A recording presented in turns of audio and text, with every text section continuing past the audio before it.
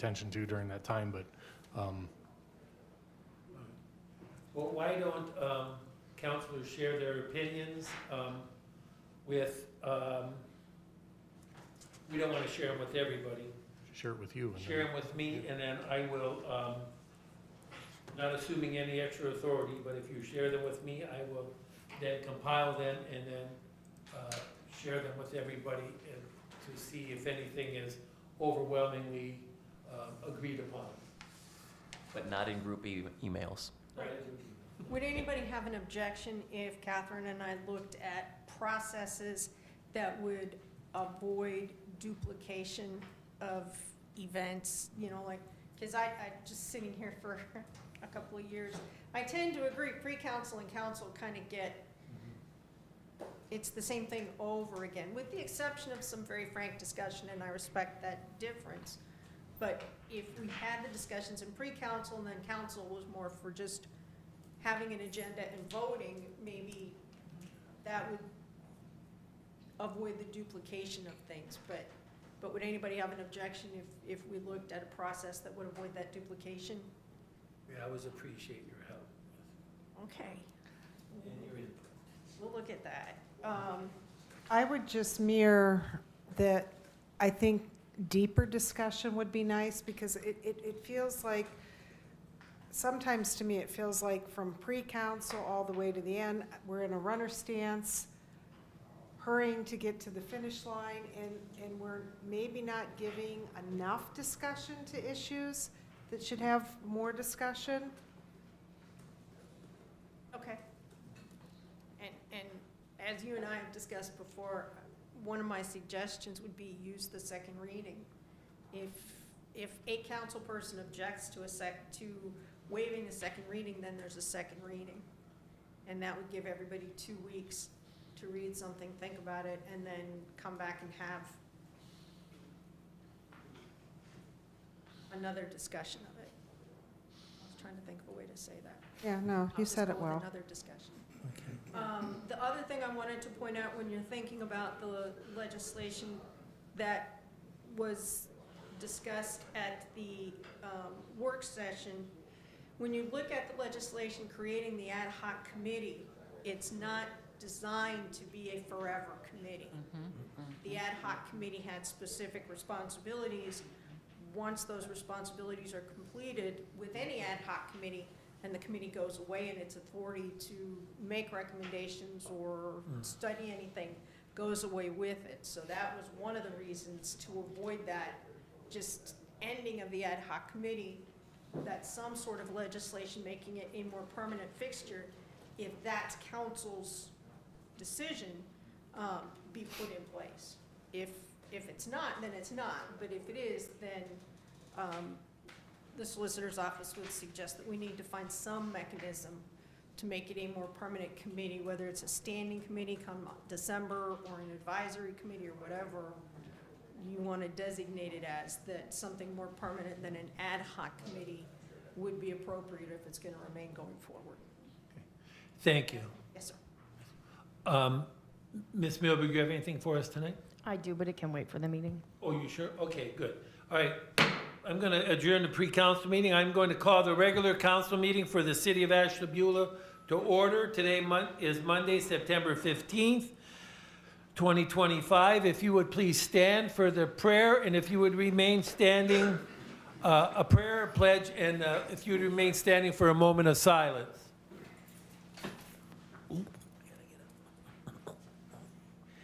Heavenly Father, we ask you to let your inspiration precede this council's actions and all present here today, and your assistance further us, so that every word and work of ours may take its beginning from you, and, so begun, may through you reach its completion. Amen. I pledge allegiance to the flag of the United States of America and to the republic for which it stands, one nation, under God, indivisible, with liberty and justice for all. Please stay standing. We would like to extend our sympathies to the family and friends of Patty Donato. Patty served for many years as chair of our planning commission. She is known in our area as one of the best sales representatives for Clear Channel, now Media One, and her tireless work making sure her clients were always taken care of. She loved our city, and every interaction with Patty was a positive one. We send our condolences to her family. Additionally, we take a moment to pause and reflect on the growing tide of political violence, gun violence, and other heartbreaking acts happening to our fellow citizens across the United States. We pause and pray those in power take a moment to consider the divisive rhetoric, not only spoken, but distributed through misinformation plaguing our country and promoted to divide our communities. It is my hope meaningful steps are taken to prevent this kind of senseless violence from happening again.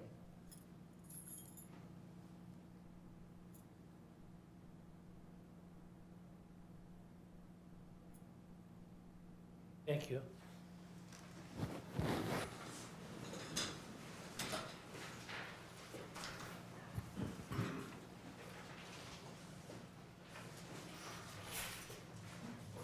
Ms. Milberg, would you please call the roll? Ms. Holman? Present. Mrs. Mills? Here. Mrs. DiGiacomo? Here. Mrs. Foglio? Here. Mr. Guerrero? Here. Mr. Simeone? Here. Mr. Roskovich? Here. Mr. Timonier? Here. Ms. Cooper? Here. Mr. Khan? Here. Okay. So this is our third meeting, and we kept everybody here, so as an old vice principal, we don't have to go out and chase anybody, so everybody's still here. We have no one absent tonight. We met the requirements of the Sunshine Law. We have no request for an executive session. So we will go on with the approval of the minutes. The September 2nd, 2025 regular council meeting was called to order at 7 p.m. by Council President Roskovich. President Roskovich offered the opening prayer and the Pledge of Allegiance was recited.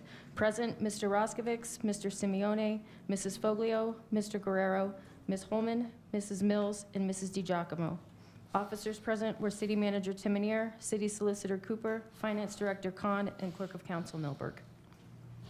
May I have a motion to waive the reading of the minutes? Second. Mr. Guerrero moves and Mrs. Foglio seconds. All in favor? Aye. Anyone opposed? We will waive the reading by a 7-0 vote. We will go on to our administrative and reports. Just a reminder that our next council meeting will be October 6th, and that'll commence at 6:30 as of now until we decide our procedures moving forward. And maybe at that meeting, we'll make some changes. But that'll be our next council meeting, October 6th at 6:30. Any other councilors have anything they'd like to add at this time? Seeing nothing, we will go on to the manager's report. Thank you, Mr. President. I'm requesting to repeal ordinance 2025-147 and replacing it with ordinance 2025-170 for the purpose of correcting a funding account for the resurfacing of a portion of West 19th Street by Koski Construction. Expenses will be paid out of funds 209, 212, and 219. Mr. President? Yes. I move on the manager's recommendation. Second. Mrs. Foglio moves, Mrs. DiGiacomo seconds. Any discussion? Mr. President, Yes. Mr. Manager, when is that supposed to be completed? We have to wait for Aqua to complete the waterline work first. We're hoping that's going to be by the end of this month, and then paving should start shortly after that. Okay, thank you. In the ordinance says a portion, but really it's the whole, from Lake Road to the city limits? Mr. President, it's listed as a portion because Aqua is responsible for half of the road and we're paying Oh, for the other okay, half. okay. Yeah. But it will be But from it will Lake be- Avenue It'll to be from Lake Avenue to the city limits on the the west city side. limits? Okay, Yep. good. Any other questions or comments? Mr. Guerrero, what you had? No, Oh, okay. All in favor? Aye. Anyone opposed? We will add it to our agenda by a 7-0 vote. Next, I'm requesting an ordinance to enter into an agreement with Rocky Road Paving of Geneva, Ohio to complete road deck repairs from various projects. Funding will be paid through Fund 412 in the amount not to exceed $18,250. Mr. President? Yeah. I move on the manager's recommendation. Second. Mrs. Foglio moves, Mrs. DiGiacomo seconds. Any questions or comments? All in favor? Aye. Anyone opposed? We will add it to our agenda by a 7-0 vote. Next, I'm requesting an ordinance to enter into an agreement with Rocky Road Paving of Geneva, Ohio to complete road deck repairs from the September 2025 request. Funding for this will be paid through Fund 503 in the amount of $3,900 and Fund 412 in the amount of $12,600. Mr. President, Yeah. I move on the manager's recommendation. Second. Who seconded? We both did. Mrs. DeGiacomo? Okay. Mrs. Foglio moves, Mrs. DeGiacomo seconds. Any discussions? Mr. President, the reason that there's two funds listed there is because some of these road cuts were sewer repairs and some of the road cuts are just either deck repairs or deck repairs and a combination of storm line repairs. That's why there's two different funds that the money comes out of. Okay. All in favor? Aye. Anyone opposed? We will add it to our agenda by a 7-0 vote. The last ordinance that will appear on your agendas for tonight, this was an emergency that happened on Friday. I would like to enter into an agreement with United Rentals in Columbiana, Ohio, in the amount not to exceed $50,000 to provide a backup generator and necessary accessories to provide power to the water pollution control plant in the event of a power failure, while the permanent generator is being repaired. This will be paid from Fund 503. Mr. President, Yes. I move on the manager's recommendation. Mrs. Foglio moves. Mr. Roskovich will second. Any discussion? Mr. Ma- Oh, go ahead. Yes, go ahead, Ms. Mills. So I know we're renting this. Can you let folks know what is the cost if we had to buy a new one? To replace the generator, which is from 1984, I believe, is the generator at the plant, so we've certainly got its useful life. We have done upgrades to it along the way, but I believe it's a couple $1 million for a replacement of this one. Million? Million, yeah. This isn't like the one on the side of your house. This is I guess this is about the size of a box truck almost. Wow. If you've been down there, you've seen it. Yeah. It is in the plan for the capital improvements that I was we have gonna ask discussed. you. Okay, We might have to push that up a bit here depending on what we find. gotcha. Okay, thank you. Right now, we're looking at microfilm for the O&M manual to see how this thing operates. So, So are there any grants available to help us with this, or FEMA money, or anything like that? not in a situation like this. We are, with the overall project, we are looking at different grants to put into this. So this will be part of a package that goes out when we do plant improvements. So can we keep if we do have to replace it, can we keep the old generator as kind of a backup, or not really? It's Depending, done. I mean, like I said, we're scrounging to find parts and different things. I mean, 1984, yeah. Yep, thank you. Mhm. Any other questions or comments? All in favor? Aye. Anyone opposed? We will add it to our agenda by a 7-0 vote. The next two requests will appear at your October meeting. The first is for a commercial community reinvestment area tax agreement for Becker's Restaurant. They're going to do a nice addition on their property. They're requesting 75% for 10 years. Please remember, in a renovation or addition to a property, their current value stays where it's at. If there's any additional value, it's the gap between what the value is today versus the value tomorrow. That gap between there is what is abated. And then the second one is a residential CRA, Community Reinvestment Area Tax Agreement, for 231 Lake Avenue. This is a house that's on the former Harbor High School property at 100% for 7 years. And those will appear at a later time. We don't need to vote on them tonight. You would, just to put them, yeah, Just to put just it. for the next meeting. All right, I will move on the manager's suggestions. Second. Mrs. Foglio will second. Any discussion? All in favor? Aye. Anyone opposed? We will add those by a 7-0 vote to our next agenda. Mr. President, the only other announcement I have for tonight, we will start leaf bag pickup on the week of September 22nd at curbside. We do prefer that you leave the bags at curbside and that you place them out on Monday No matter what day of the week you have anything else picked up, please have them out there by Monday, and we will be by to pick those up. That's all I have for my report, Mr. President. Thank you. Thank you. Any Mr. questions? President, Yes. can I ask Mr. Manager, is the street sweeper fixed? Not yet. Okay. The And I- engine, the engine that runs all the mechanics is being rebuilt, and there was a delay in pistons coming to us. My other thing I wanted to know, I've been getting numerous calls about speeding on side streets. Excessive. So I know I'd sent you emails, and I know that movable speed one that was on Main, and then I think went down to Bridge Street. So my question is, I'm not sure on this, is it data-driven? Like, would you know, 50 cars went, how many were speeding, or is it just a deterrent so people like, I don't believe it's I collecting. should slow Yeah, down? I don't believe it's collecting data. I think we had asked that at the last meeting. I don't believe it's collecting data, Chief, right? It's not collecting data. It's not collecting data.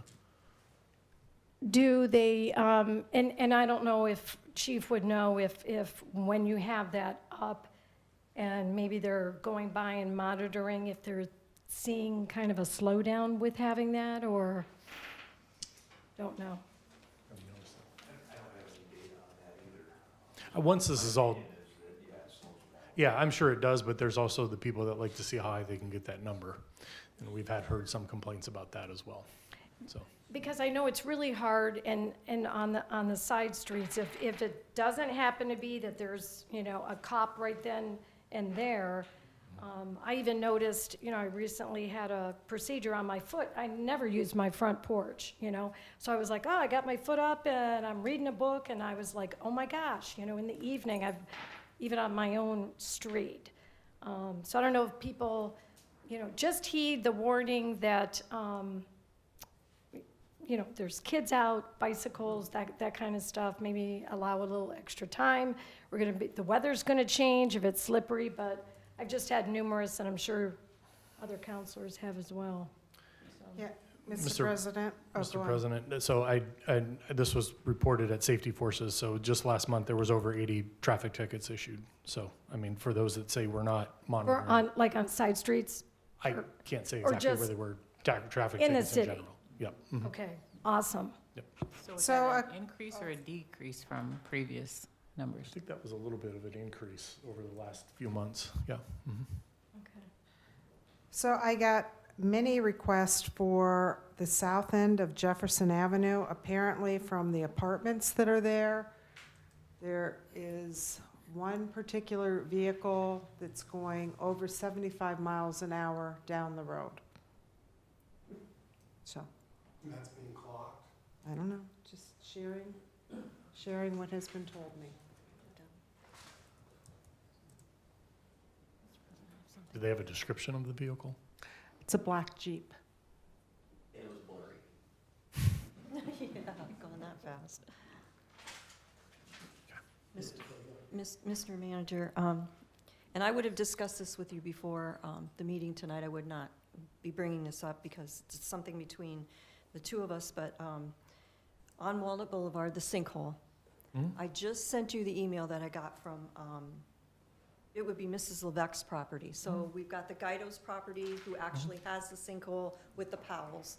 Now I've been told that also the Levesque property has a sinkhole regarding the same sewer pipe. So I did send you the email. I just want to make sure that we follow up with that because So they're just to, signing about something to get on the property, but they don't want to sign because they want to make sure their sinkhole's taken care of. I didn't know there was a sinkhole at the Levesque property. That's something new to me right now.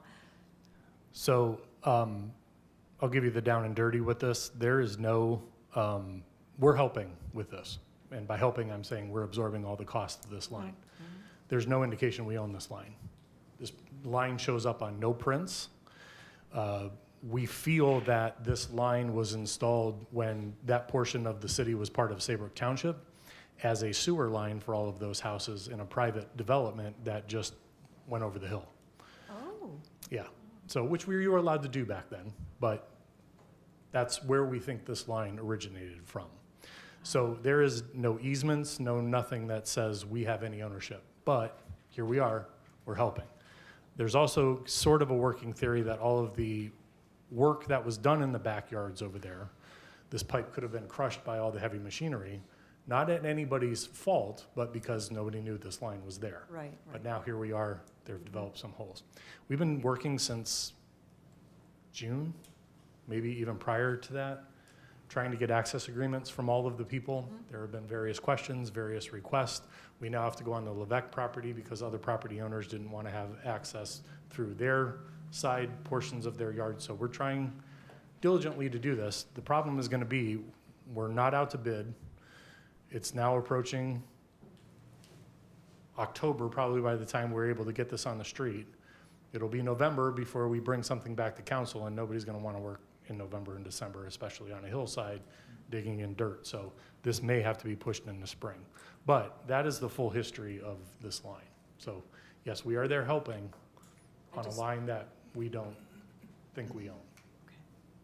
Yeah, I know. Mhm. Wow, that's a story. Yes, So, Mr. Manager, could that be one of many? absolutely. Oh, boy, okay. And you know, that goes back to the whole unincorporated areas of the city, both on the Saybrook side and the Ashtabula Township side. When all of this was just annexed into the city, you know, a lot of those records weren't good, but also at those times during development, you know, you're talking early 1900s, people were doing there wasn't a county building department or a city building department. They Kind were of just like the outfall? kind of like, well, this is actually going to turn into an outfall when it's all said and done. Yeah. So is there sewage running through? It's not sewage, no. We think there's a little bit of storm water flowing through it. So we're, rather than just closing up the pipe at the street and walking away from it, we're gonna take a straight shot discharge and make an outfall down towards the beach there. But this line actually runs east and west on the properties. It doesn't run to the north. So at some point, it did take a 90-degree angle, which we can't find, and we think head out to the lake, but we can't prove that. We may during all of this excavation, but eventually, so essentially it's to seal up this line in place. It won't be dug out, but it'll be filled so that it doesn't get compromised further. Mr. President, Yes. I have another question for the city manager, and I know that I had emailed you about this. The house at 5504 Jefferson Avenue, what can you tell me? So it's owned by a gentleman in Alabama. They have paid a vacant property registration on it. We have been there to mow the front yard. For some reason, we're not able to get into the backyard to mow it. They're delinquent on the vacant property registration for this year. And we just noticed that taxes aren't being paid or delinquent for this year as well. That's the extent of what I know. I think my staff has tried to reach out to the owner again, and I can get an update from there. Okay. So, and this question might be more for the city solicitor than you, or whomever. So my understanding, this has been a blighted property for 10 years. What can we do as a council? Is there some kind of rule or legislation we need to enact so that neighbors aren't suffering with something like this for 10 years? In order to check what steps we've taken, I would need the person's name, the owner's name. But I will tell you that when we have properties that are owned by people out of state and we cite them for noncompliance, if they don't come to court, it's awful hard to get a warrant executed in Alabama for an M4, because then the city is responsible for transporting that person back and housing them on the way back, and so it's kind of tough to get law enforcement to do that. It's tough to get law enforcement to do that for a felony of the 5th degree, let alone a misdemeanor of the 4th degree. So that's part of the problem with out of state. In terms of a property being blighted or not blighted for a period of time, we cite them for noncompliance. They come into court, they're given the opportunity to get into compliance. If they do, then the case is resolved. If they don't, then the judge sentences them. I know some properties that have been bladed for several years, and the owner has served 30 days in jail each time without fail. They just don't care. Theoretically, we could increase the level of offense, but I will tell you that So that based would be on- something we would have to change legislatively? Yes. Okay. But before you do that, one of the things that Ms. Colgan did when you asked about the legislation in Niles, she took the opportunity to look at their municipal ordinances in terms of their property enforcement. And although we couldn't find the specific ordinance you were talking about, she did find some that she thinks might be helpful in the city of Ashtabula. Okay, So she's kind of looking at those right now, and we'll bring those to the appropriate committee when Okay. when she has them done. The other thing is that, as you know, or as I've told council several times, with places like this that are just habitually non-compliant, we've taken to getting civil judgments against them, so that there's a civil injunction requiring them to come into compliance. And then the process, when they're out of compliance again, is much easier in terms of the judge just holding a contempt hearing and fining them or whatever, or assessing, requiring the city to then go fix it and putting that cost against the defendant's property. So she's filed dozens of those in the past 60 days. okay, So those are all pending in the court system right now. thank I you. will check and see with her if this is one that may be appropriate for a civil injunction. So is there ever a point where there's an eminent domain, or is that too far reaching? That when you have something This that wouldn't be, way? this wouldn't No? be an eminent domain. If it remains tax delinquent, we would send a message to the county treasurer to initiate foreclosure if they don't catch it already. And then it would go to sheriff's sale, Yeah, eminent domain is more used when economic development. we need to put a street Right. through this piece of property, so we seize it by eminent domain, and then we pay the property owner the fair market value of that property. So eminent domain would not be appropriate where somebody's just not taking care of their property. Okay, And we'll also look at utilities to see how long it's been vacant. I don't have that data in front of me, but we'll search some of those things out. thank you. Excuse me, can I say something here? We have citizens portion at the end, ma'am. Thank you. I realize that we did that. Anything else for the manager? City solicitor? I don't have anything for the meeting, no, sir. Thank you. Mr. Khan? Thank you, Mr. President. The Finance Department has 3 ordinances for tonight, and the first one is ordinance number 2025-168. An ordinance renewing effective tax year 2026 and continuing for a period of 5 years an existing special assessment upon all real property in the city of Ashtabula, Ohio, in order to pay a portion of the cost of providing street lighting. The current cost is $450,000, and the new formula for improved parcels is current amount of $36 per year plus not less than $1 a year added every year, and $18 per year plus not less than $1 per year added every year for each vacant parcel except as set forth herein, and $9 per year plus up to $1 per year added to every parcel that is nonprofit, charitable, educational, or governmental or religious, related to religious activities. I will move on the Finance Director's recommendation. Second. Mr. Simeon will second. Any discussion? Mr. President? Yeah. Mr. Khan, I read something in there that was, if you have numerous parcels of just land together, you have an application or something that you can somehow you bundle them together, or you do something because these, say you have 5 or 6 parcels and you got one street light there instead of, is that how that works? Because it said you had to do it by August, or you do it now for the next.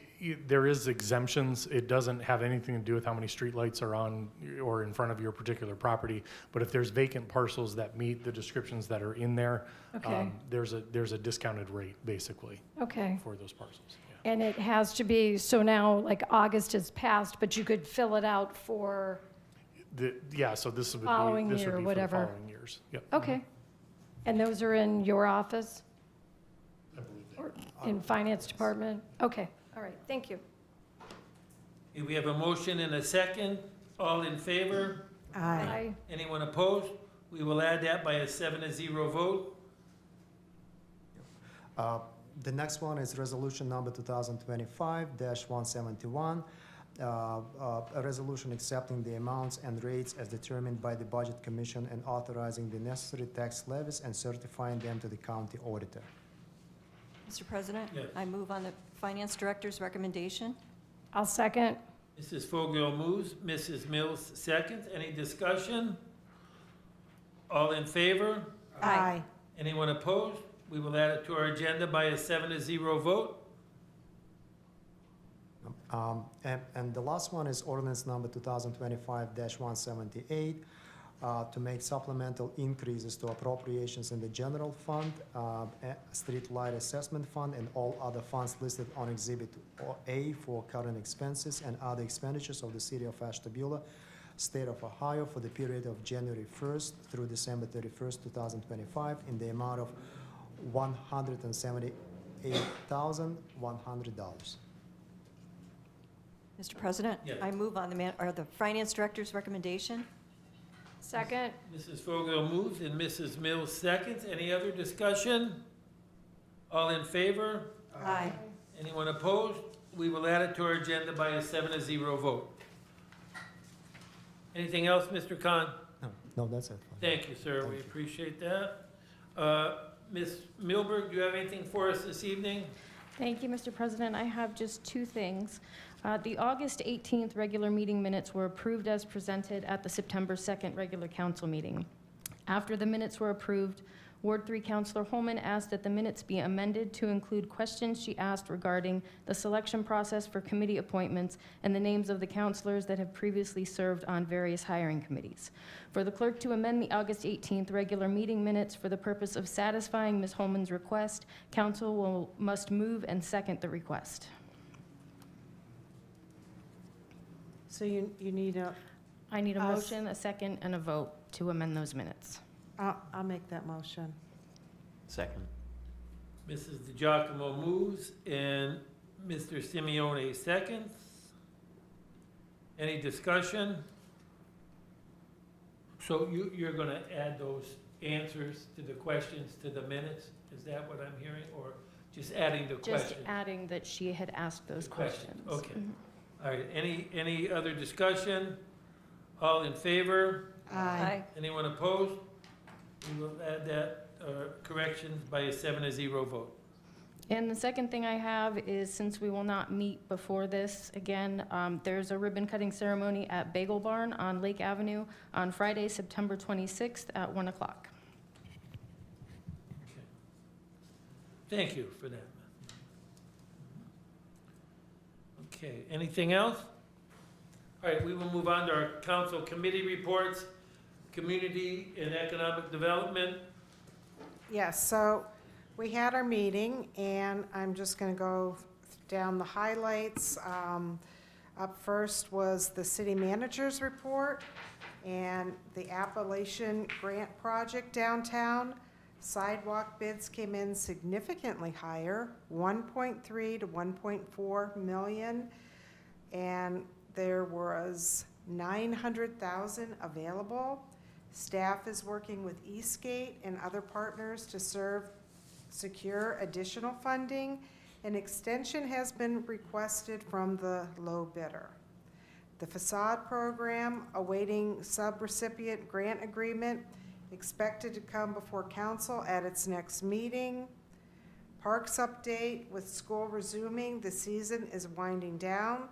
The last day of lifeguards at Walnut Beach was Labor Day. Staff will begin winterization of the 4 life rings placed at Walnut Beach. 2 remain. Project timeline concerns: the sidewalk project must be completed by October 2026. The delay stems from the state funding disbursement process. Funds pass from the state, Eastgate, to city, to businesses. Similar issues are being experienced by the city of Geneva. The Parks Board is planning more activities for 2026. The first confirmed event is Memorial Day Parade, which will be May 25th, 2026. And we have Harbor Monster Mash, which will be October 25th in Nappy Field. It will start at 5 o'clock.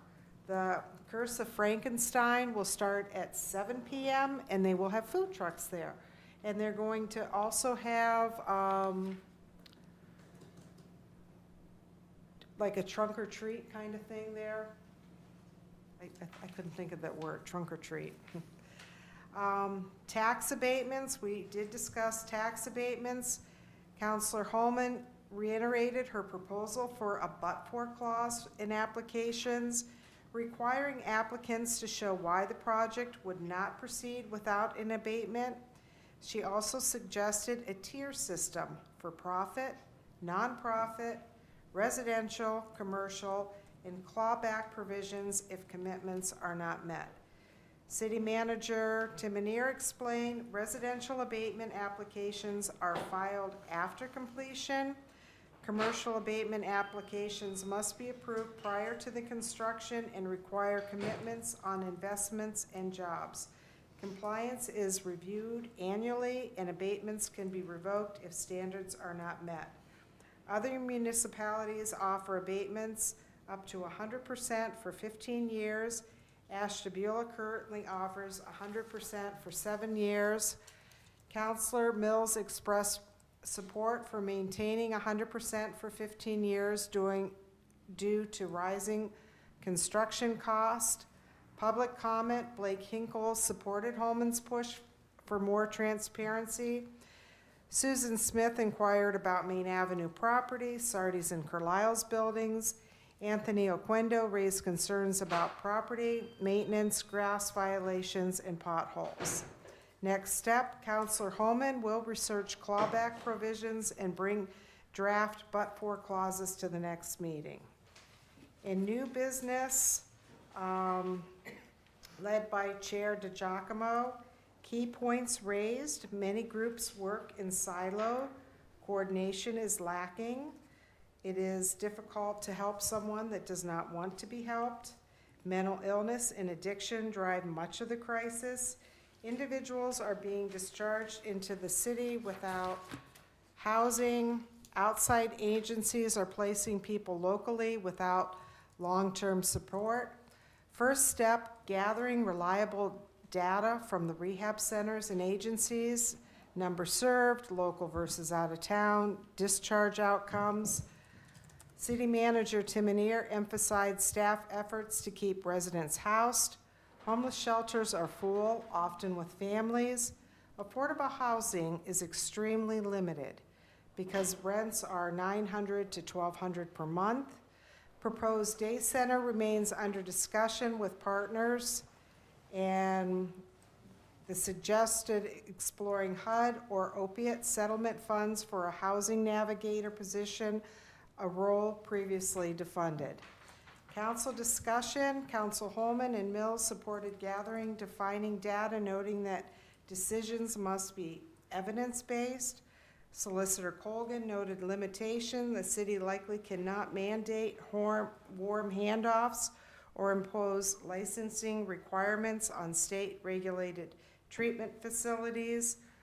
Councilors emphasized collaboration, accountability, and potential for using zoning tools. Public comment: Blake Hinkle Data is the cornerstone of effective solutions. Susan Smith raised concerns about crime enforcement, supported the day center, and Ryan Lensel suggested requiring licenses for treatment facilities. Solicitor Colgan noted state law restrictions. Our next meeting will be Wednesday, October 1st, starting at 5:30. And the next park board meeting will be at the American Legion, September 22nd at 5:30. And we are not having it on city property because we will be discussing the Parks Board levy. That's it. Okay. Mr. Giacomo, can I just say, I wasn't saying maintaining 15 years because we don't use 15 right now. We use 7. I said we could do 15 the way the cost of living is. That's what the law is.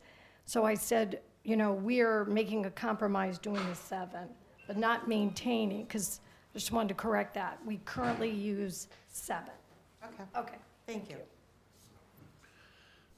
Also, I know there was a talk of council doing data collection, and I think I saw a sample letter to that effect.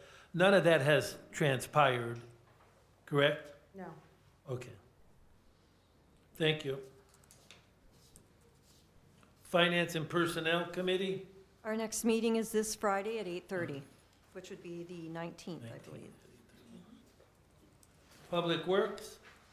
Our next meeting is next Tuesday here at 8:30. That is the 23rd. Safety Forces? Yes, Mr. President, I do have a report, but I will be brief. Sorry. The police chief said that the calls for August were a little higher than normal, nothing out of the usual. We are going to expect some additional retirements for next year. Now, right now, we're currently staffed, and the new hirees are doing extremely well. But we probably are going to lose a couple people next year due to retirements.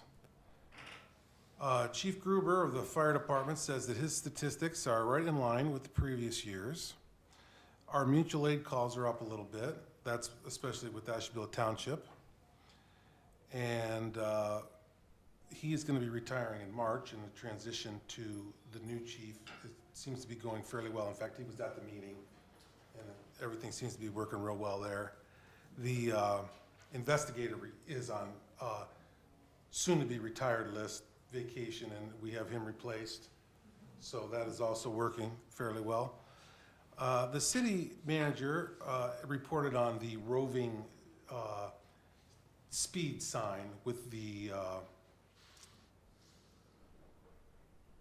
radar on it, to detect the sign. We're moving that around to different locations throughout the city, and we're seriously looking into maybe buying some pole-mounted, like solar-powered apparatuses, if we think those are effective in controlling the speed limit problem.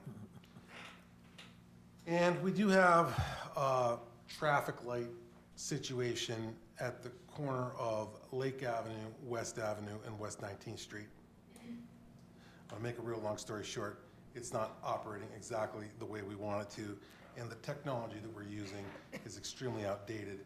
So we're looking at some kind of new radar system to replace the old one, which is going to be kind of expensive, but nevertheless, I think it's in way of progress here. And what we didn't discuss was the bicycles going on opposite traffic, I guess as well as we should have, but that's something that's going to have to be addressed at the next meeting. And that was probably about a 45-minute meeting. It was attended by most, and we got a lot of stuff done. Thank you very much. Can I ask you a question? Certainly.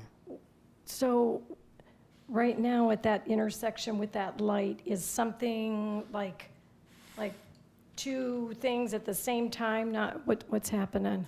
It's functioning correct. Mr. President, I'm sorry. Ms. Mills, it's functioning correctly. If you notice, as it cycles through, it shows up an all stop with a no right turn when you're coming from Lake Avenue onto Lake Avenue heading north. What's happening is the computer is sensing a pedestrian push, so it's cycling into a pedestrian walk cycle. The other thing is one of the cameras that's up there that senses cars on Lake Avenue that are again heading north onto the other section of Lake Avenue or turning onto West or going straight to West 19th Street. We use a camera because that's on a bridge. Instead of having the loop detectors that are built into the ground, there's a camera up on the pole. That camera is not functioning anymore. And the camera is not functioning, and the card that reads it is also outdated and not functioning.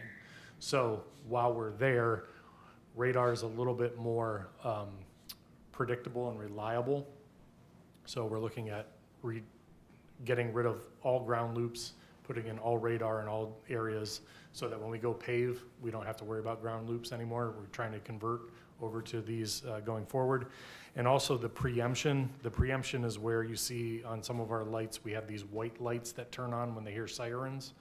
That then signals either an all stop or it signals a certain direction to go all go, so it clears out traffic for the emergency vehicle.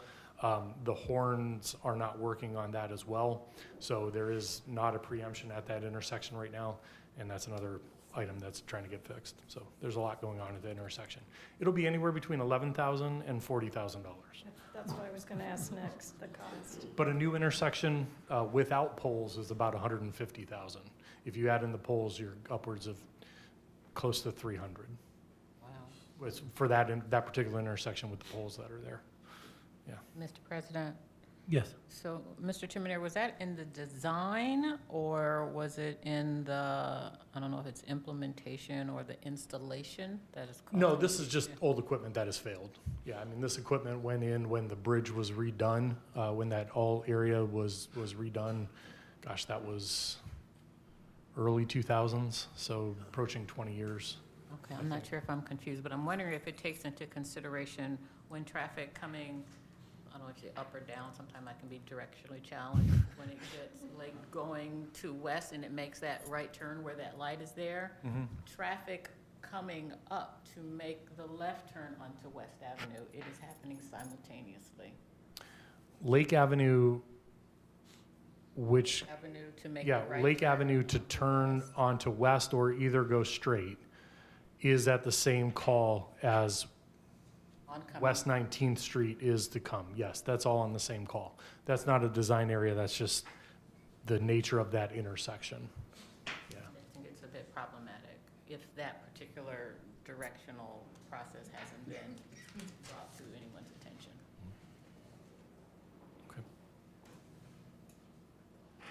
Okay, thank you, Mr. Guerrero. Planning Commission, the Planning Commission will be meeting this week on Thursday. There's 3 items on the agenda. One is for a in-home daycare center, and I think it's in a residential area or quasi-residential area, so that needs to go to the Planning Commission. The second request is for the church across from the library that used to be the school, the Christian school. It's going to be turning into a children's amusement, a bouncy house thing from the mall is going there. And then the third one would be a convenience store on the corner of Woodman Avenue and Route 20. So those 3 items are on the Planning Commission agenda for Thursday. The Historic Preservation Committee meeting, I have to be honest, I don't know if I missed a meeting or not. I never got any emails or anything. I did miss a meeting, was it? And I must not be getting the emails because I missed it, but then afterwards, I got something saying that, about a sign that was approved. So I will try to find out what that is all about and get back with you. Ad hoc committee, Yes, we had a work session earlier today around 5:30. The title of the work session was Strengthening Ashtabula Through Evidence-Based Governance for Positive Organizational Impact. and we updated and reported on the work that we've been doing over the past few months, answered questions that counselors had about the work that we've been doing, and the positive impact that it can have on city departments and ultimately our community. It was also noted additional resources that could offset the costs, possible implementation plans, our health department being willing to pilot, and also our local hospital, ARMC, valuing the work that we've done and wanting to partner with us to improve health inequities in our wards and throughout the city. We also just provided draft legislation to see how the ad hoc committee could transition to a different entity since our purpose has been fulfilled. I also want council to know that a couple of months back, I talked about exit interviews. I have conducted those exit interviews, and I'm curious how council would like me to share or present that information to council. Yeah, and that's it, I think. Exit interviews with who? With whom? Our former employees, who we talked about this before the hiring and search committee started their search, but I was very intentional about delaying that until enough time had passed so that they couldn't be identified for their comments, if you will, so that there would be more anonymity. So I do have the report. Mr. President, first off, I think that we tasked you with doing one exit interview, and that was for Mrs. Augustin. She's left, how many months have you've had your 90 days, so it's been almost 4 months that you've been here. And we've not, I didn't even know you were doing that. And what other employees did we task you with doing an exit interview? I don't remember us giving you that task. Mhm. There were the 2 women of color who have left within the past year. In the past year, okay. I don't remember us giving you permission to do that. I know Mrs. Augustin, yes, we tasked you with doing that exit interview. And former clerk Ashley Bell. We did not task you with that. I have the exit interview report to share with council when they're ready to hear it. Okay, we're gonna get to our public comments on our legislation. If anyone in the audience would like to comment on any of these items only, the street lighting assessment, the paving of West 19th Street, the new paving of West 19th Street, authorizing the amounts and rates of the tax levies as certified from the county auditor, supplemental increases in our various funds, 2 paving contracts with Rocky Road Paving, and the authorization to get a backup generator from the water treatment plant. Would anyone like to comment on any of these items? State your name and that. Austin Clark from Columbus Avenue. With the paving on West 19th, I was just curious, that was because of water lines? Why weren't we able to do that with Columbus? Mr. President, so this was due to, we had talked about this in pre-council. This was due to the refund monies that we had received from the state of Ohio. When we did the State Route 84 and 531 project, we've got approximately $150,000 back from that. We're also going to get funds back because we came in under budget for the current paving levy project that was done now.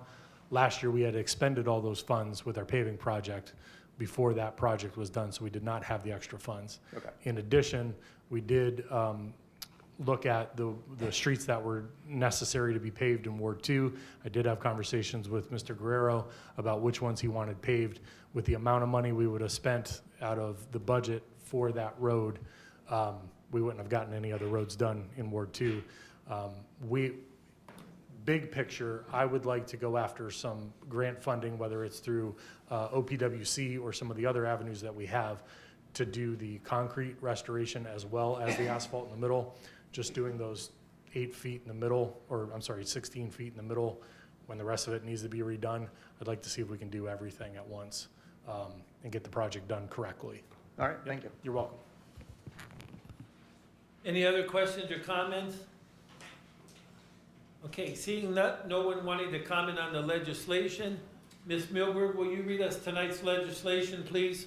Ordinance number 2025-168, an ordinance renewing effective tax year 2026 and continuing for a period of 5 years an existing special assessment upon all real property in the city of Ashtabula, Ohio, in order to pay a portion of the cost of providing street lighting. Ordinance number 2025-169, an ordinance repealing ordinance 2025-147 regarding paving of West 19th Street for the purpose of correcting the funding accounts. Ordinance number 2025-170, an ordinance authorizing the city manager to enter into a contract with Koski Construction Company for the resurfacing of a portion of West 19th Street. Resolution number 2025-171, a resolution accepting the amounts and rates as determined by the Budget Commission and authorizing the necessary tax levies and certifying them to the county auditor. Ordinance number 2025-172, an ordinance to make supplemental increases to appropriations in the general fund, streetlight assessment fund, and all other funds listed on Exhibit A for current expenses and other expenditures of the city of Ashtabula, state of Ohio, for the period January 1st through December 31st, 2025. Ordinance number 2025-173, an ordinance authorizing the city manager to enter into a contract with Rocky Road Paving for various street cut road restorations. Ordinance number 2025-174, an ordinance authorizing the city manager to enter into a contract with Rocky Road Paving for various street cut road restorations. Ordinance number 2025-175, an ordinance authorizing the city manager to enter into a contract with United Rentals for a backup generator and accessories for the water pollution control plant. Okay.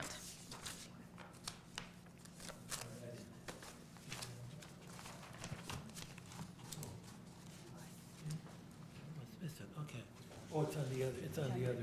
Yeah, I'm sorry. Okay, is it council's desire to handle these items in consent agenda format? I'll move on that. Second. Mr. Guerrero moves, Mrs. Foglio seconds. All in favor? Aye. Anyone opposed? We will do so by a 7-0 vote. May I have a motion to waive the reading of this legislation in its entirety? So moved. Second.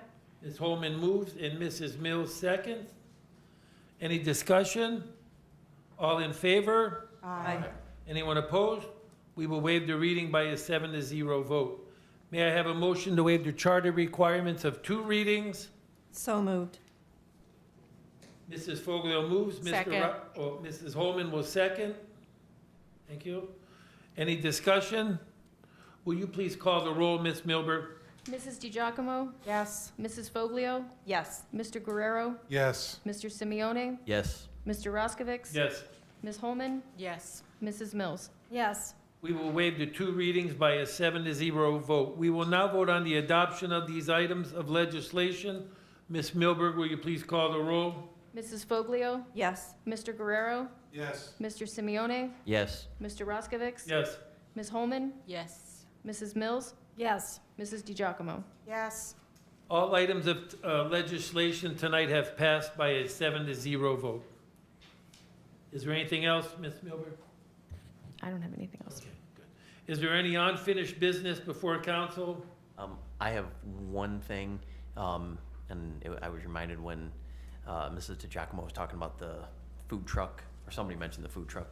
I had somebody ask me about there was that food truck that used to be over on, what was on Lake Avenue? That was where the old bowling alley used to be. Yeah.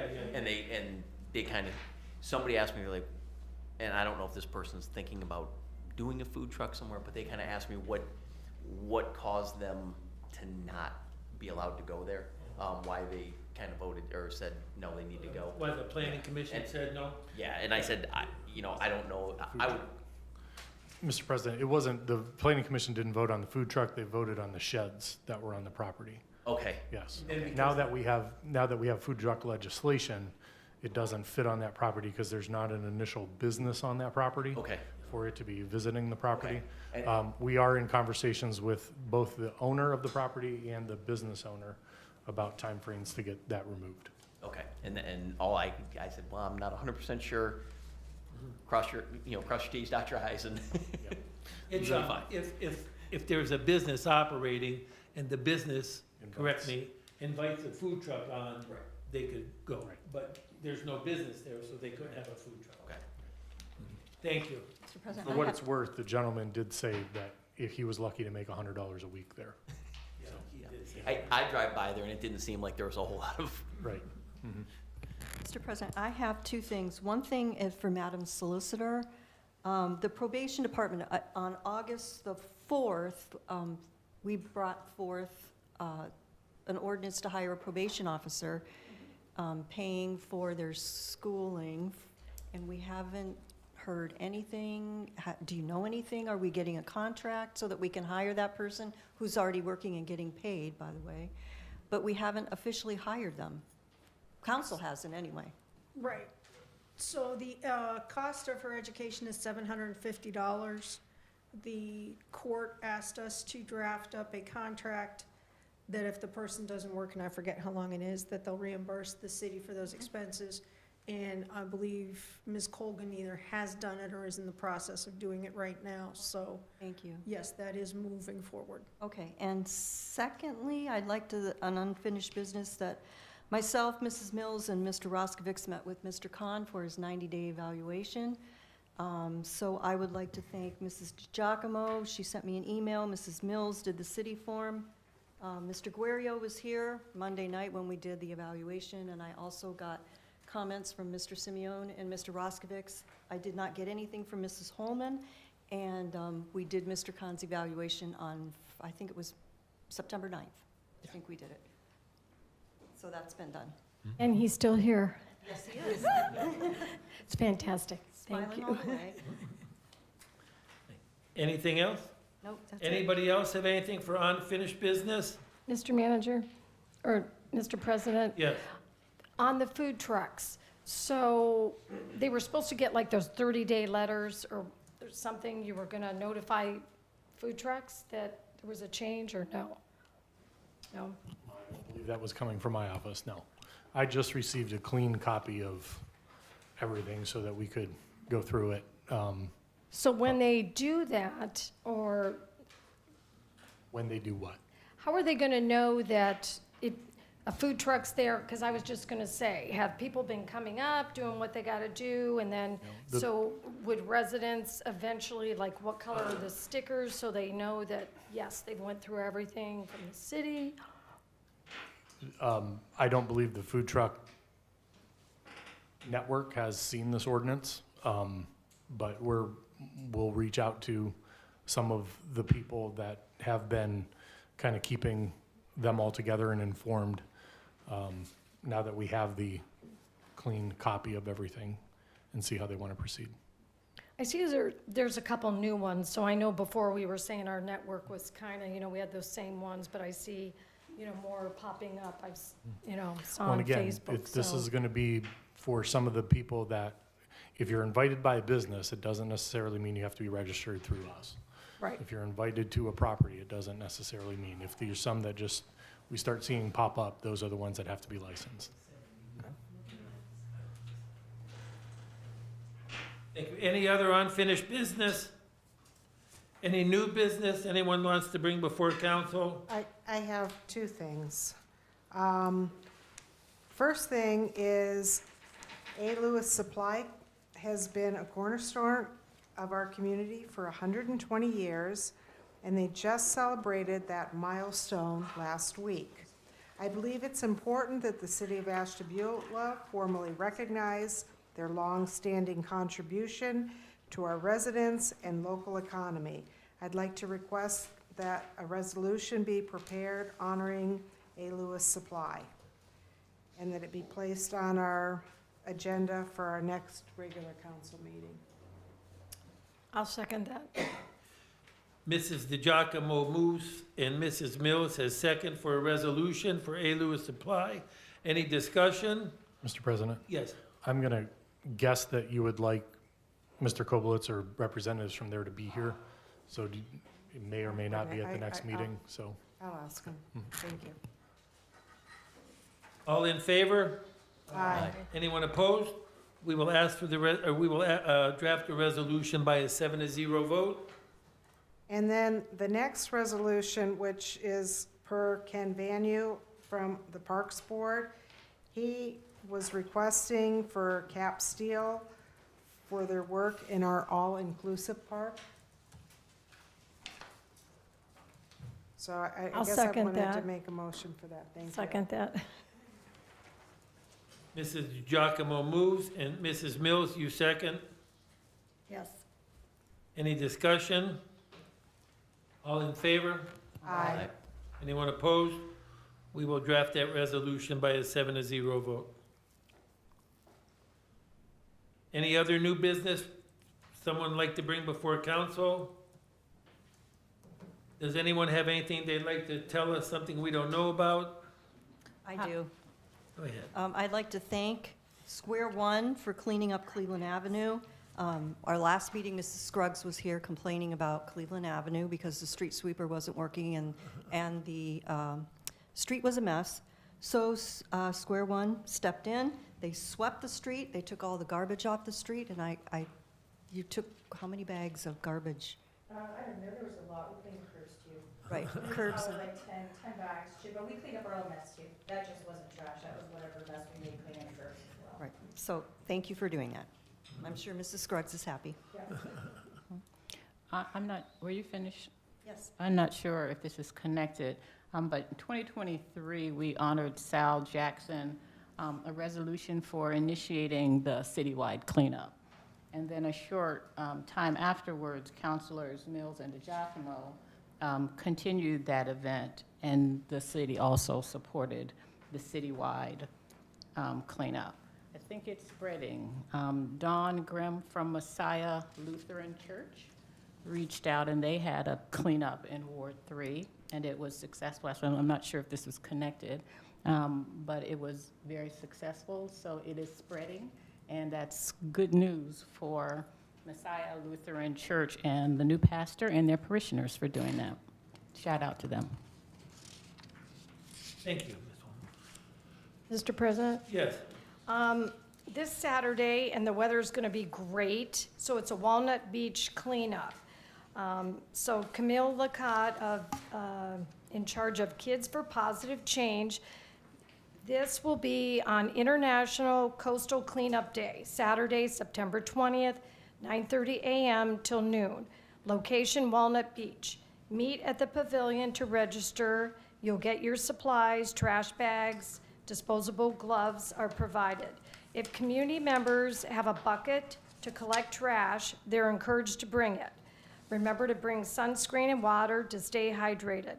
We'll be cleaning the beach and the dune area. Participants will be asked to fill out a tally sheet to record the trash. The information actually will be sent to the Alliance for the Great Lakes.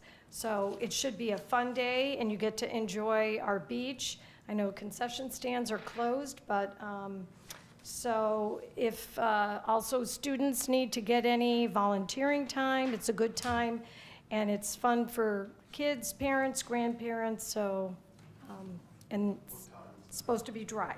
9:30 a.m. till noon. Thank you, Mrs. Mills. You're welcome. Anyone else? All right, very good. At this time, we would like to hear from the public. Anyone who would like to share anything with council, just approach the podium, state your name and address, and we appreciate you waiting with us while we conducted our meeting.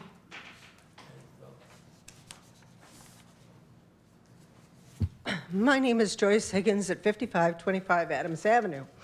My property backs the property at 5504 Jefferson Avenue.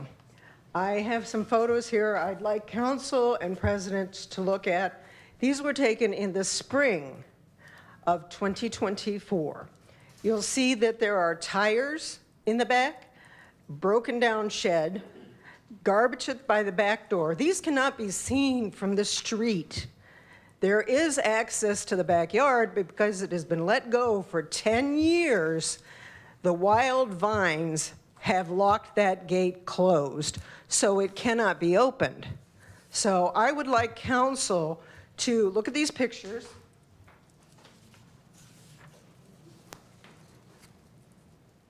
So you have an idea of what I look at every single day for 10 years.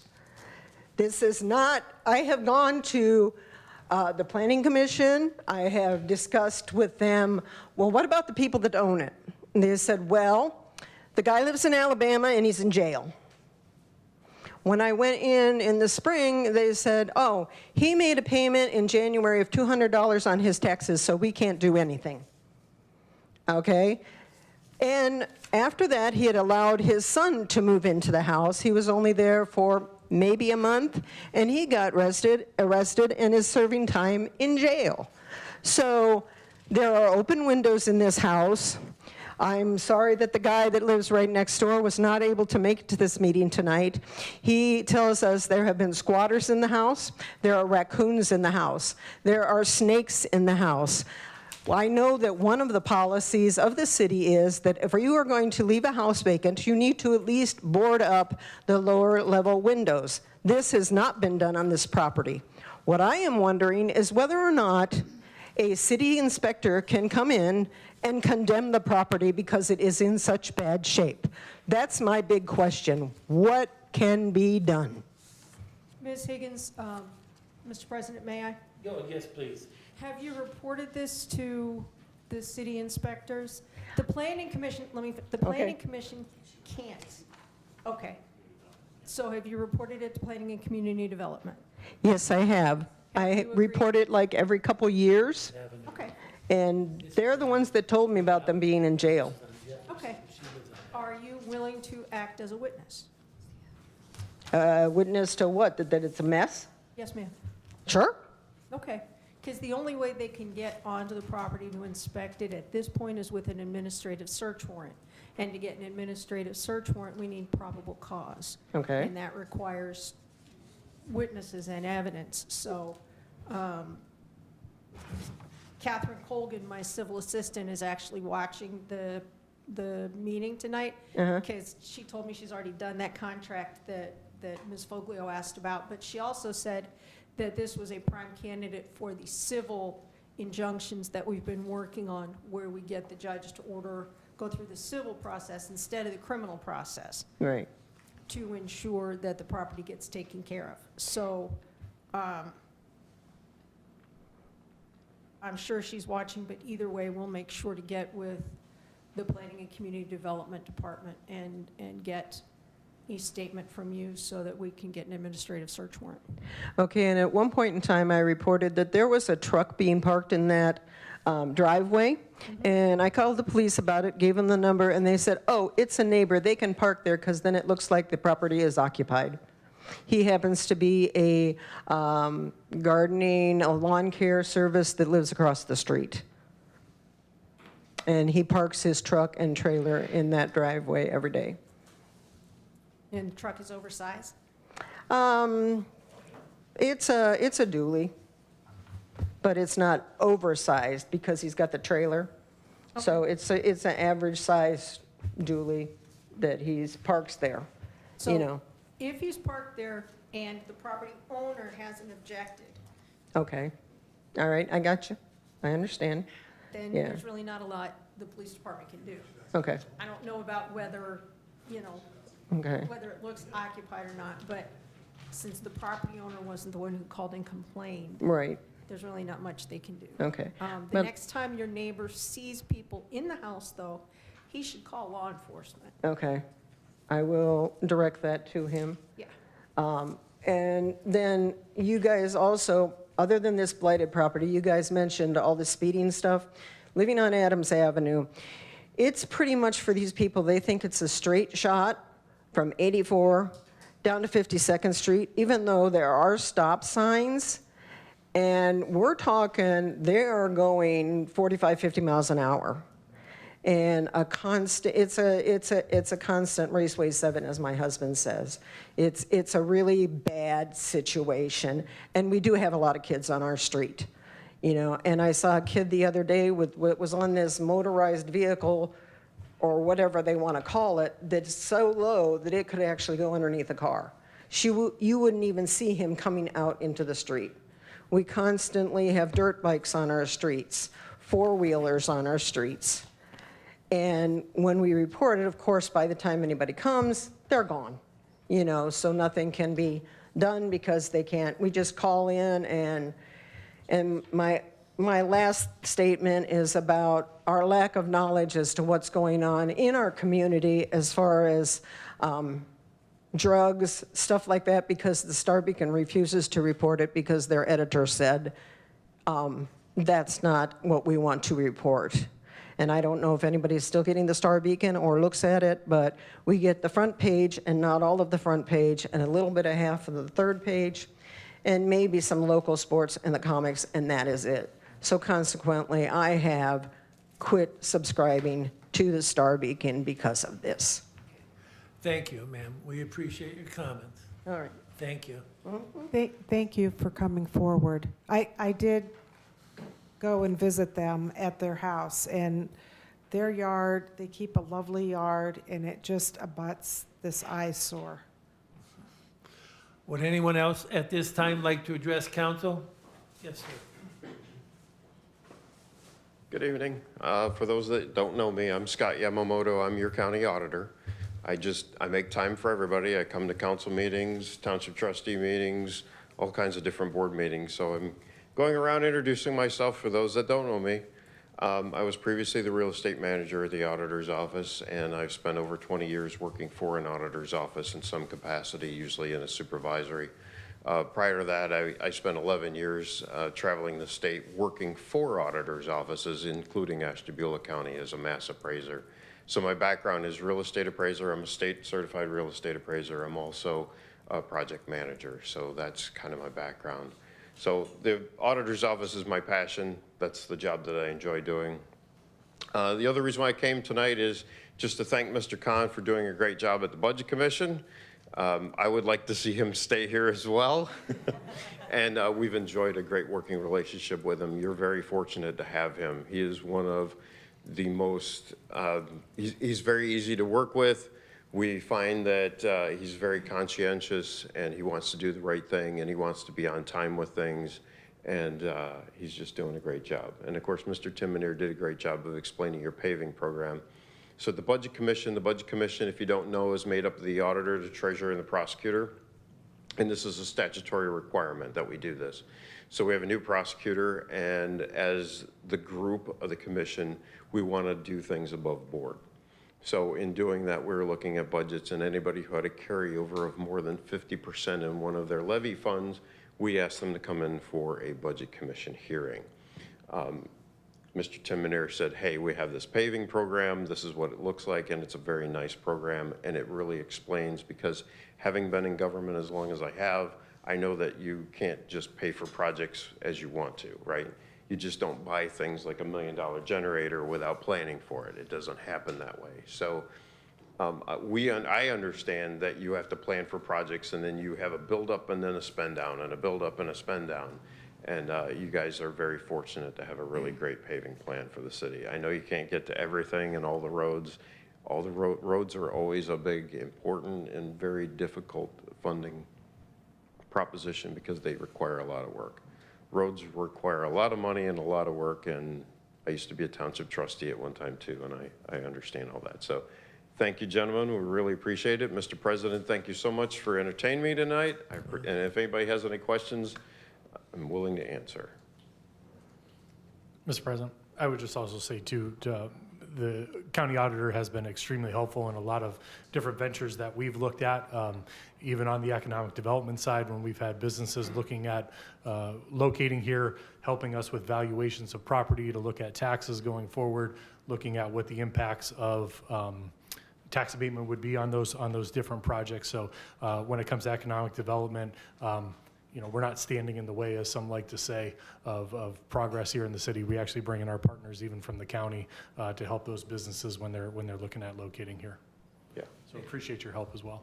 Thank you, sir. And we agree with you about Mr. Khan. We're very happy to have him here, too. I think what happened is he saw our council meeting one time on TV and said, I gotta go there, So, I don't know if that was it. Very good. But thank you so much. Thank you for coming. We You're very appreciate your welcome. visit. Have a good evening. Thank you. Anyone else who would like to address council this evening?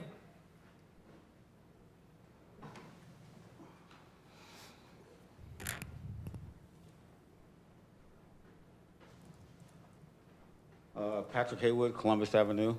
Just got a couple questions. Like, I would like to be on this safety committee or to be in the safety meetings. I've been to one so far, but what are the directions I must go to be on the safety committee or the planning commission?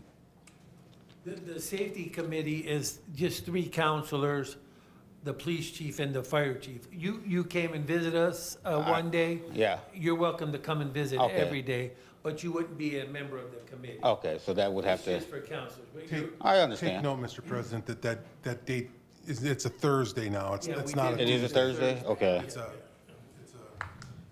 second Thursday? Yes, second Thursday of the month. 8:30. And the second Thursday of the month? 8:30 here. Same with the planning commission? That they're made up of who? It's made up of citizens from the community that are appointed by Mr. Timonier or myself. And I think there's 7 members, 7, 8 members? I think there's 7. 7, yeah. And so, yeah, they're appointed by, Mr. President, so if you go on the city's website under boards and commissions, you'll actually see an application of interest. So if you have different ones that you're interested in, Oh, okay. fill out that application and send it into the clerk of council. All right, And it'll cool. get disseminated. So if there are openings, we'll go to those and look for people. All right, thanks. And just a quick statement. I think we're moving forward the right way in Ashtabula. We're getting to things, bigger things in Ashtabula, new businesses in Ashtabula. But if we get too much on these big things, like not handling the little things like this woman talked about, that stuff comes up to bite you in the butt later on. And, we could be bringing all this big stuff to Ashtabula when these little parts of Ashtabula are going kaput, that our neighborhoods aren't looking good anymore. Why move here if we got nice things, nice buildings here, but our neighborhoods are going down? You know what I mean? If she's got a nice clean yard and she wants something done, it should get done. I mean, we shouldn't tilly-tally around these vacant houses and these yards that look just ridiculous, because I've seen them myself, and the people speeding down the streets. There's something we need to come up with. And I understand everything takes a little bit of time and a little bit of thinking. But yeah, we gotta take care of the little things, or the big things won't matter anyway. well, Mr. Hayward, and believe me, I think everybody up here totally agrees with you. If you notice when the lady spoke, she said, this, that happened. Then the guy came and he paid $200, this and that. People know the system. Our solicitor and our planning department, they do this step, they do this step, and they think they got it where they need to be, and the guy will pay $200, and then we gotta start all over. We have to go back so many steps. Unfortunately, this happens all over the community. People know just enough of the rules or just enough of the procedures to sort of circumnavigate what we're trying to do. Am I saying that correctly? So or what? incorrectly? So law is interfering with ethics. Circumvent, yeah, circumvent. So I'm just saying, law is interfering with the ethics of things. Like No, the way things should be, a law will take that away. Is that what you're telling me? Like, it's fair that this gets done for this lady, but then there's a law that commits this not to be done for this lady. That's ridiculous. There are certain rules and regulations that say you can't go on somebody else's property without permission. I understand without that. going through the court system. So those are the types of steps that we take. Yes, there are properties like this one that we deal with on a daily basis. There's other code enforcement issues. more than 50% of the things that we deal with that actually get resolved, that the resident or the owner of that property does make the improvements. And those are never the stories we hear about. We never hear the thank yous. We hear about the ones that never get done. And those are difficult properties in which the city at some point is going to have to go in and spend your tax dollars to clean up somebody else's property. Just like every year we hire a part-time. I don't care, spend it. I mean, if it has to happen, it has to There's only so happen. much of that to go around. So just like every year, we hire a part-time person to go around and cut people's properties that don't. We are probably the only community in the county that does that. We hire someone specifically and tell them, okay, we've served notice, go mow that property. And we do it all summer. I noticed all the good little things you guys do, so I'm not downing anybody in here, so please don't take it that way. We've I'm just torn down making a houses. statement that- We make sure that we work with the county auditor and the county land I'm making a bank statement to make that sure we that have made a properties are cleaned law up. that prevents us from helping someone. That's what happened. That's what happened. We made a law up, and then down the line, this law prevents us from helping. I'm not complaining about the law. No, yeah, and I understand what you mean. You know what I mean, right? I know what you mean. It's unethical. Well, it's unfair that the process sometimes requires us to take so many steps that it feels like the law is getting in the way. And I understand what you're saying, and I agree, it's frustrating. But the Constitution requires us to follow certain steps. And honestly, I don't know why, but this, if I've heard of this property before Councilwoman DiGiacomo mentioned it, I don't remember, and that may be just my memory.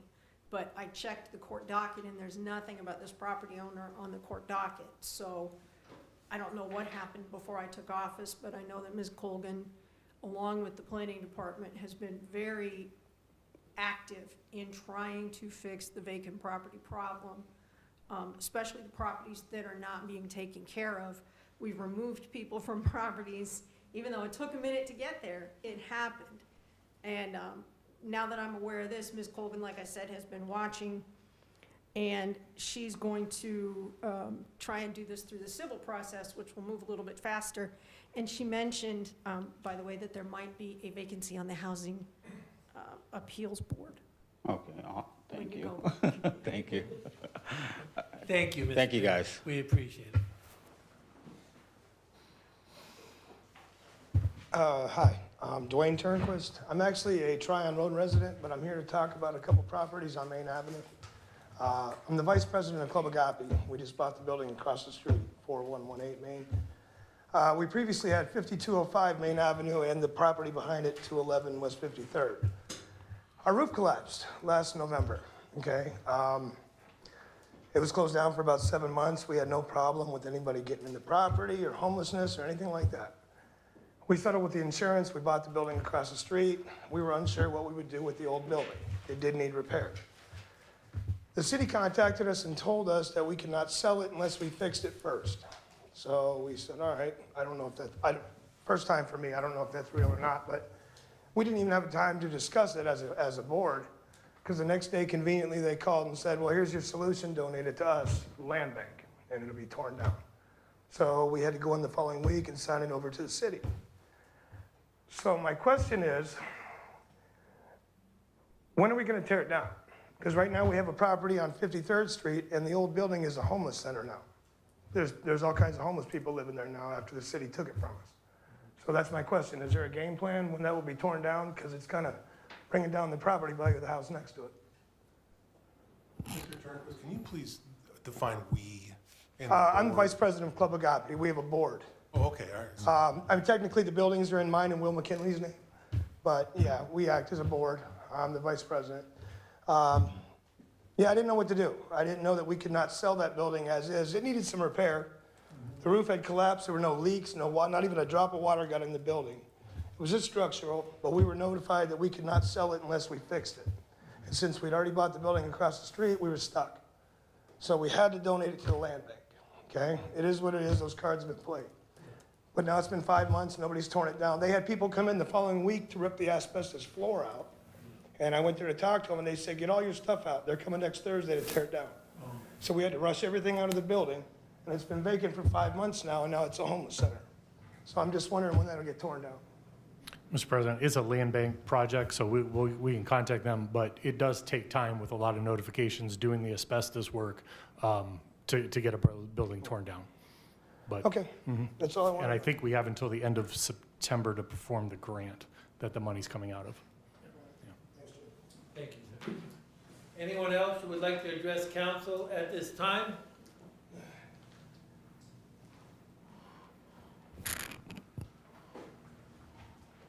Hi, I'm Jen. I'm the Director of Nursing from Square One, and I've been to a couple of these meetings, and it's been kind of repetitive and constantly brought up about, not necessarily naming Square One, about contributing to the homelessness or sending people out of a treatment center without a plan.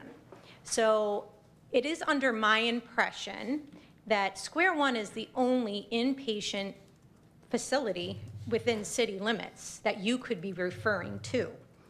And I don't know how many times this has to be reiterated to get this out in the open or to get you to quit assuming that you know what is going on at our facility.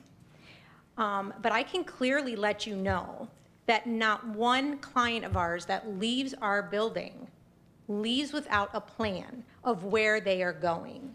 This was an issue that was brought up maybe a year ago, and we came and addressed this, and since then, we have made great strides in making sure that we have helped with the homelessness, go out in the community to make sure that we're offering treatment for people. We have, I can't tell you how many times we have gone and assisted other teams in the Ashtabula area to get people to come in for treatment by going out into the parks, by going under bridges that you probably don't even know exist. Going down into the Gulf, going back in the woods where I wouldn't go, I didn't even know existed because I got bit so bad by mosquitoes to get people to come in for treatment. You want statistics from us, but yet I want to throw the question back at you, where's your statistics to keep bringing this up time and time again? It's like, you want answers and you throw this out there that, you want to have some kind of liability or license for a treatment center when, like I said, we're the only ones in city limits, so we don't have to, play stupid of who you're talking to constantly. But the thing is this, you can come anytime, sign a release of information with me and a guest agreement. I can bring you into my office, our office at Admin Building, and we can show you plan after plan after plan where we tend to send people. Okay? The problem isn't people coming from out of Ashtabula, because the people that come to us from Ashtabula don't want to stay here. They come here because they've burned bridges at every other facility, and they want to go back to Cleveland. They want to go back to 2100, which is the homeless shelter in Cleveland. They want to go back to Columbus. We've driven people and flown people back to other states that have purposely come here. And I will add, I actually emailed the city manager. There was somebody that was trying to come into our treatment center last week. They got here from Illinois. They were not our client.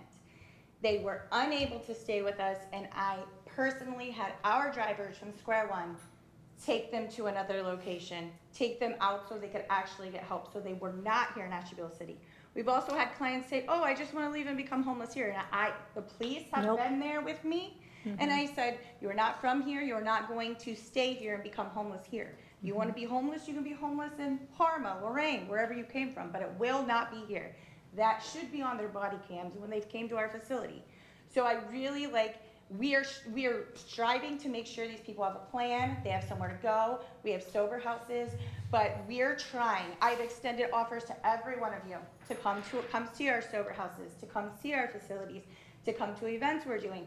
So I just want this said that we really go above because we live here. I live here. Square One keeps buying houses and houses to provide placement for our clients that have nowhere to go.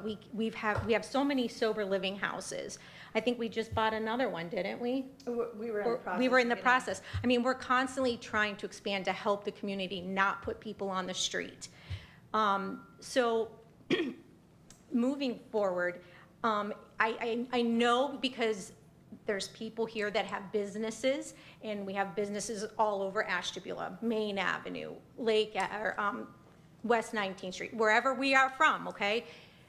We see homeless everywhere, and I know it affects businesses, but that isn't necessarily a treatment center's fault, okay? A lot of these homeless people are homeless in Ashtabula because that's the choice they make, okay? And they are local people.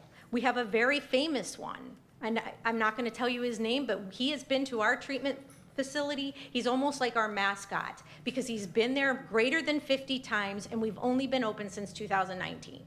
We don't turn anyone away. We take people in on scholarships. We do everything we can. So if we could quit beating this dead horse, unless you have actual statistics on your end of who these people are that we're throwing out in the community. And please call me.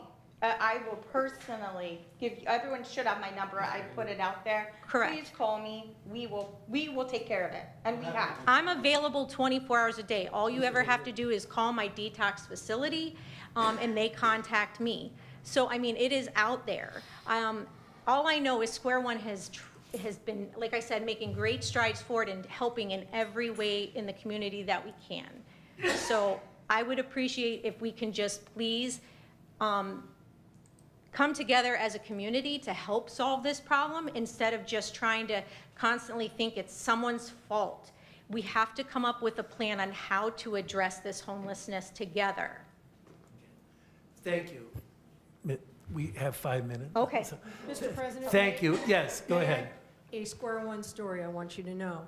We had somebody arrested who was homeless, had been in the jail a couple times, so one of the officers recognized him, knew that he had voluntarily left Square One, that he wasn't from Ashtabula.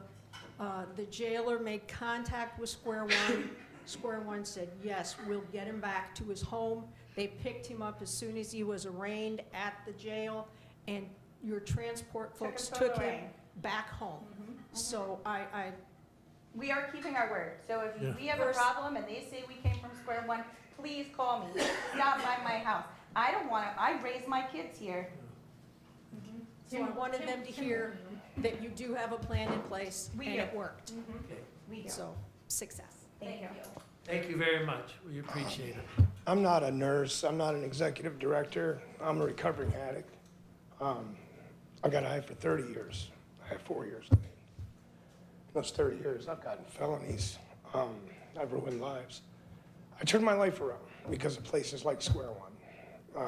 I enjoy working there. I get to work with every single person that comes through the door. Nobody leaves Square One without talking to me. So I know there's nobody on Main Avenue right now that came from us. I do hear those stories too with the club and everything. You know, there's a lot of gossip. And at no time have I seen anybody from out of town be bussed into here and left. It's never happened. All these people up at the gazebo are local people that can go to treatment and leave because they know they can be high in 5 minutes. That's why they do that. Those are locals. Thank you. Thank you, sir. We appreciate your comments. Is there anyone else who would like to address council at this time? Okay, seeing no one, just a reminder, our next meeting is October 6th and 6:30. And we appreciate you coming. Have a good couple weeks. We got an extra week here, so hope everything is well. Thank you very much for